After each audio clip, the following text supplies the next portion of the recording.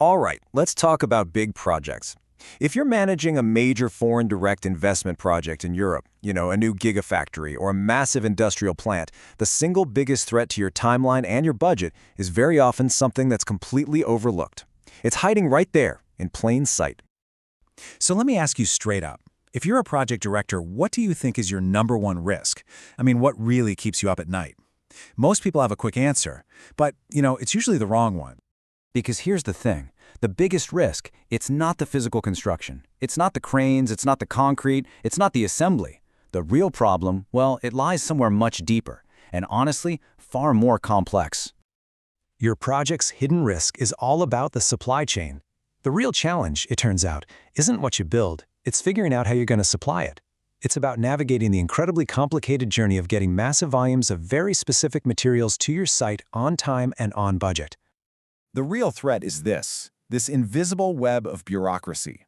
We're talking about getting thousands of tons of materials, things like rock wool, fiber cement boards, or structural steel, through an administrative maze and actually onto your construction site. This, right here, is where projects grind to a halt. And the reason this is such a huge problem is that the traditional ways of buying stuff, well, they create these three critical gaps, three major points of failure that can honestly bring a billion-dollar project to its knees. Okay, so first up, you've got the logistics trap. For heavy, bulky materials, trying to ship them from places like Asia, it just doesn't make any sense financially. The freight costs alone can literally be more than the value of the product you're buying. It's a complete non-starter. So you might be thinking, okay, fine, I'll just source locally then. But that creates the second problem, the local market gap. Your local European suppliers, they're often just not equipped to handle the sheer scale, the crazy timelines, or the cost structure that a massive FDI project like yours demands. And that brings us to the biggest hurdle of all, the bureaucracy wall. Your core project team, these are experts in engineering, in construction, they suddenly find themselves totally lost in this maze of customs law, import tariffs, and ridiculously complex VAT regulations. And listen, these aren't minor details. Each one is a specialized field that just drains your team's focus and bleeds your project's resources dry. So these gaps, they make it pretty clear. The old procurement model is broken. It's time to shift our thinking from just finding simple suppliers to looking for a real strategic solution. So what does this new partner model actually look like? The solution is a model we call the Embedded Supply Chain Partner, or ESP for short. Now, this isn't just another company that sells you a product. An ESP is a full-on de-risking service that basically embeds within your project and takes 100% ownership of the entire supply chain from end to end. And this really gets to the heart of the matter. The standard model fails because it's just transactional. You don't need another name on a long list of vendors. What you need is a single partner who owns the entire problem and just delivers the solution. So how does this actually work in practice? Well, the ESP model delivers a complete delivered duty paid, or DDP service, and that's huge. It means all the risks and all the costs are managed by the partner, not you. It's all built on a four-part solution that directly tackles the gaps we just talked about. So here they are, the 4 pillars: strategic and technical sourcing, the 0% duty advantage, end-to-end logistics management, and finally, and this one's critical, financial de-risking. Let's break down each one. Okay, it all starts with strategic sourcing. So instead of struggling to find a local supplier who can handle the scale, an ESP taps into Turkey's high-quality manufacturing base. They don't just find a product, they find the exact product that meets your highly specific technical and compliance needs, like CE marking.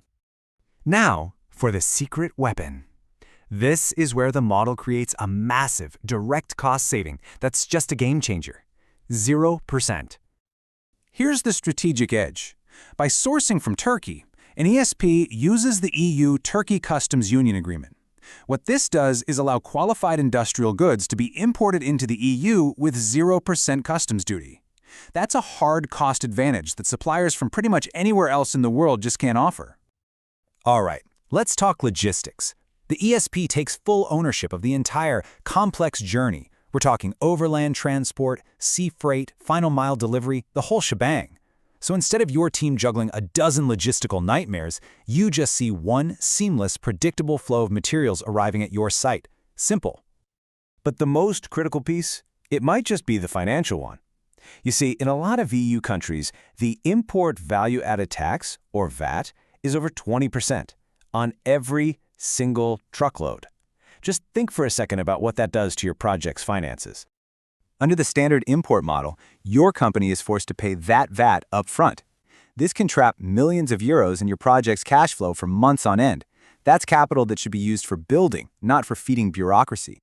So how does the ESP solve this? It's through a specialized customs procedure called indirect representation. In simple terms, this means the ESP's local customs agent takes on the legal liability for the import VAT, not your company. And the result? You don't pay it at the border. Your cash flow is completely protected. So when you put all four of these pieces together, you start to see the real value here. This isn't just about moving boxes from point A to point B. It's about buying back something far, far more valuable. So you're not just buying materials. You're buying back the time your team would have lost fighting that bureaucracy. You're buying back the cash flow that would have been trapped by VAT. And maybe most important of all, you're buying back predictability in a world that feels anything but predictable. And this model is just perfectly suited for those core, high-volume materials that really form the backbone of any large industrial plant. We're talking insulation, facade materials, structural steel, HVAC systems. These are the exact kinds of products where the ESP model turns a massive procurement headache into a simple, local purchase. So, this really leaves us with one final question for you to think about for your own project. Right now, is your supply chain just another risk that you have to manage? Or could it be transformed into a genuine strategic advantage?